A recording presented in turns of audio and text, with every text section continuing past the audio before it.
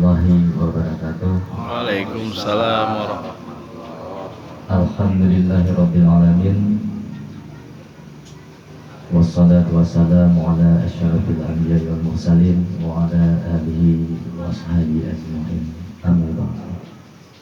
Yang semua kita cintai, yang kita sayangi, yang senantiasa mencintai dan kita semua, berarti kita bersama serta keluarga besarnya, semoga dipandangkan umurnya, disehatkan badannya, dimudahkan perjuangannya, dan kita semua senantiasa melatih akan jalannya. Amin ya Allah ya Rabbal alamin. Dan juga dengan doa yang sama kepada seluruh para alim ulama yang senantiasa mendampingi Abuya, para wali nangro, para gubernur, para seluruh kepengurusan, termasuk kita di Bogor Barat dan sekitarnya. Mudah-mudahan terlimpah curahkan kasih sayang Allah kepada kita semua. Amin ya Allah ya Rabbal alamin. Tata kehormatan kemuliaan kami kepada Kiai kita bersama, Kiai Muhammadi, Kang Amir, Kang Haji Mirokji, alhamdulillah baru pulang berdakwah ya, mengikuti jalan Nabi kita sampai ke Palembang selama 10 hari kali ya. Itulah salah satu, tentu banyak pengalaman-pengalaman yang beliau dapatkan. Jadi Bapak Ibu sekalian yang dimuliakan Allah, walaupun tidak saya sebut nama, insya Allah tidak mengurangi akan rasa takzim saya kepada kita semua. Di untuk menghemat waktu, kami berjalan lebih kurang 2 minggu lamanya. Jadi kalau istilah dalam tarekah itu bersuhbah, artinya berteman dengan seorang syekh. Jadi bukan seperti kita berteman dengan teman kita. Maknanya berteman atau suhbah itu jadi mengikuti guru.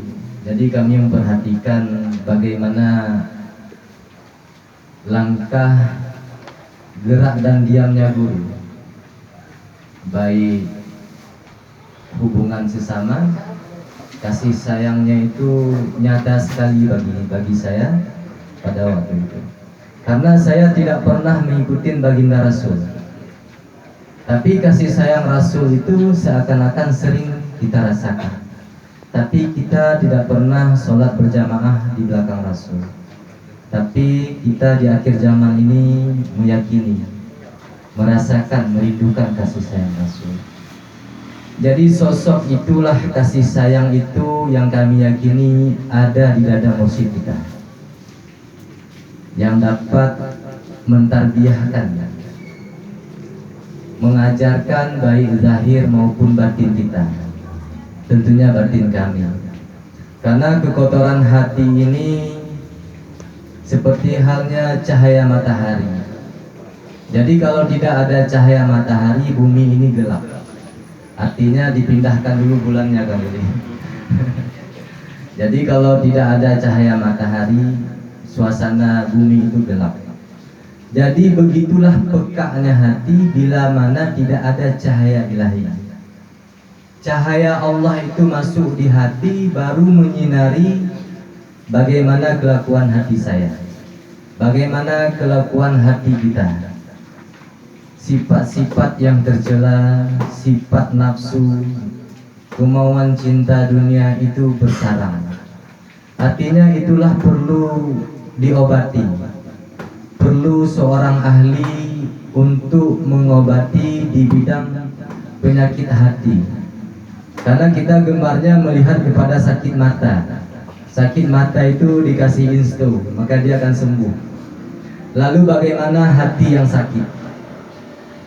Maknanya gemar melihat saudara kita seakan-akan kitalah yang paling baik.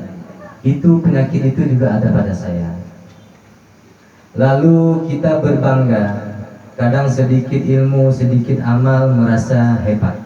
Itu juga penyakit rupanya. Terkadang adu domba, di hadapan si A lain bicara, di si B lain bicara. Tapi kita semuanya Islam, mengucap 2 kalimat syahadat. Jadi rupanya itu perlu diobati. Yang kami yakini perlu ahlinya. Jadi perjalanan kita di Tauhid Tasawuf ini perjalanan bermursyid atau berguru kepada ahli Allah. Jadi untuk memahami ahli Allah ini kita perlu wasilah.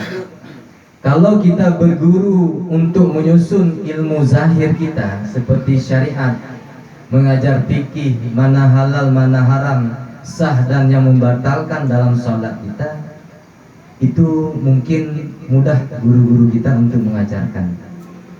Rupanya selain dari ilmu zahir ada ilmu batin. Jadi ilmu batin inilah yang mendapat membawa kepada kesejukan. Islam itu indah bila mana hatinya sudah bercahaya. Jadi kalau saya menguraikan kemuliaan Abuya, sepanjang jalan siang dan malam itu Abuya itu dimuliakan oleh makhluk Allah yang zahir. Belum lagi yang gaib, saya tidak bisa melihatnya. Tapi kami yakin inilah seorang al-arif billah yang membawa hati kita untuk senantiasa selalu dekat dengan Allah. Jadi seperti halnya saya mengambil iktibar, kalau saya dekat dengan seorang nahkoda, pelayar, pasti mereka membicarakan bagaimana berlayar di laut. Begitulah tentang ahlinya Allah. Jadi menguraikan keberadaan Allah itu tererat amat dekat. Allah itu sangatlah dekat, lebih dekat daripada urat leher kita. Bahkan keterangannya Allah itu lebih dekat daripada diri kita sendiri. Kenapa kita menyangka Allah itu jauh? Inilah karena nafsu. Karena nafsu ini dominannya cintanya kepada selain Allah, termasuk cinta kepada diri kita sendiri. Nah, inilah perlu dibilas, dicuci pelan-pelan. Makanya diberikan satu metode dengan zikir jahar. Sedikit-sedikit cinta dunia itu mulai dirontokkan, dihilangkan dengan zikir jahar ini.